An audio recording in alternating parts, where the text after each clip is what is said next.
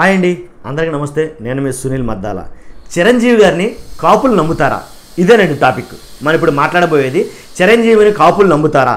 ఎందుకు అడుగుతున్నానంటే కనుక చిరంజీవి గారు ఏదైతే ఒక వీడియో చేశారో ఏంటంటే ఈ పక్కనేమో సీఎం రమేష్ని, ఈ పక్కనేమో పంచకర్ల రమేష్ని కూర్చోబెట్టుకుని ఒక వీడియో అయితే చేయడం జరిగింది. వీళ్ళిద్దరు నాకు ఆప్త మిత్రులు, నాకు కావాల్సిన వాళ్ళు. ఎప్పటి నుంచో మా ఇద్దరికి మాకు సన్నిహిత సంబంధాలు ఉన్నాయి. పంచకర్ల రమేష్ అయితే కనుక ఆల్రెడీ ప్రజారాజ్యం పార్టీలో రాజకీయ అరంగేట్రం చేసినటువంటి వాడు. కాబట్టి సీఎం రమేష్ అయితే కనుక నాకు ఎప్పటి నుంచో ఉన్నటువంటి ఆప్తమిత్రుడు. కాబట్టి ఈసారి వీళ్ళిద్దరిని మీరు గెలిపించండి, అలాగే నేను కూటమికి సపోర్ట్ చేస్తాను, కూటమికి మద్దతు తెలియజేస్తాను అని కొన్ని మాటలు అయితే మాట్లాడడం జరిగింది. నిజంగా ఆ మాటలు మాట్లాడిన తర్వాత ఏపీ రాజకీయాల్లో ఒక రకంగా కాకరైపోయినట్టు అయిందండి. నిజం. ఎందుకంటే ఒకళ్ళు కాదు, మొత్తం చాలామంది ఉలిక్కిపడ్డారు ఆ మాటతోటి, ఆ వీడియోతోటి. అంటే చిరంజీవి గారు రాజకీయాలు దూరంగా ఉంటా అన్నాడు కదా, ఇదేంటిది మళ్ళీ మధ్యలో దూరుతున్నాడు ఏంటి, ఇప్పుడు ఎందుకు వస్తున్నాడు? ఇప్పుడు బ్యాంకులను దోచేసినటువంటి లేదా బ్యాంకులకు ఎగనామం పెట్టినటువంటి సీఎం రమేష్ మంచివాడా?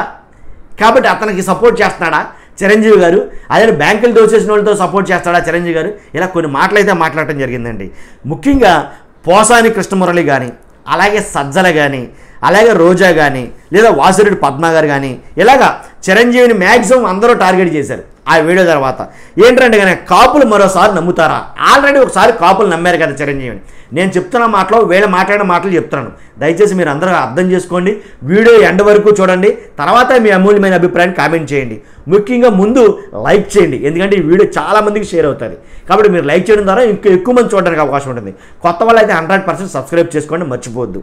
తర్వాత చిరంజీవిని కాపులు మరొకసారి నమ్ముతారా అంటే ఆల్రెడీ ఒకసారి నమ్మారు వాస్తవంగా. ఏంటి ప్రజారాజ్యం పార్టీ పెట్టిన తర్వాత ఏదైతే ప్రజారాజ్యం పార్టీ పెట్టారో చిరంజీవి గారు, ఆ పార్టీ పెట్టిన తర్వాత కాపులు చాలామంది ఆయన కూడా నడిచి కాపులు మొత్తం గంప కొత్తగా ఆయన సపోర్ట్ చేశారు, నమ్మారు, కొన్ని సీట్లు వచ్చినాయి దాని ద్వారానే. కాబట్టి 100% నమ్మారు.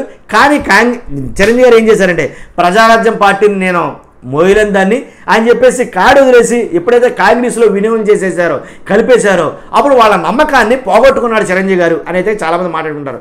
నిజంగా పోగొట్టుకుంటే కనుక మళ్ళీ చిరంజీవి గారు మళ్ళీ వీడియో చేసి వీళ్ళని మీరు సేవ్ చేయండి అంటే కాపుల నమ్మకాన్ని అంటే మళ్ళీ నమ్ముతారా అంటే కనుక నమ్ముతారో లేదో రిజల్ట్ వస్తే కానీ తెలియదు అంటాను నేను.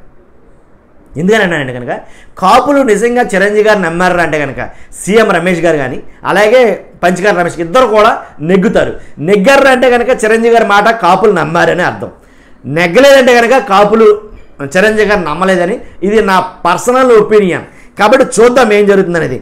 అలాగే చిరంజీవి గారు సినిమాల్లో సక్సెస్ సాధించారు, హీరోగా నెంబర్ 1 కెరియర్లో ఉన్నారు, కానీ రాజకీయాల్లో ఫెయిల్ అయ్యారు, రాజకీయాల్లో మొత్తం సక్సెస్ కాలేదు అనేది కనుక అందరూ మాట్లాడుకునే మాట ఇది.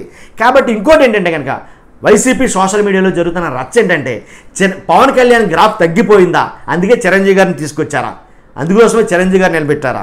కాపులు నెట్టేయటం ముంచిన చిరంజీవి మళ్ళా కాపులు ఏ రకంగా ఏ ముఖం పెట్టుకుని అడుగుతారు? ఎలాగా రోజా మాట్లాడిని, సజ్జల మాట్లాడిని, పోసాని కృష్ణ గారు మాట్లాడిని, వాసిరెడ్డి పద్మ గారు, ఇలా వీళ్ళెవరు మాట్లాడినా సరే ఏంటి మాట్లాడటం అయితే జరుగుతుందన్నమాట. చిరంజీవి గారు ఇంతకని జనసేన పార్టీని హైప్ చేయడానికి వచ్చారా, లేకపోతే టీడీపీ కోసం వచ్చారా? ఏంటి డైరెక్ట్గా చెప్పకుండా ఇండైరెక్ట్గా చెప్పడం ఎందుకు? అదేదో ప్రత్యక్షంగా పాల్గొనొచ్చు కదా.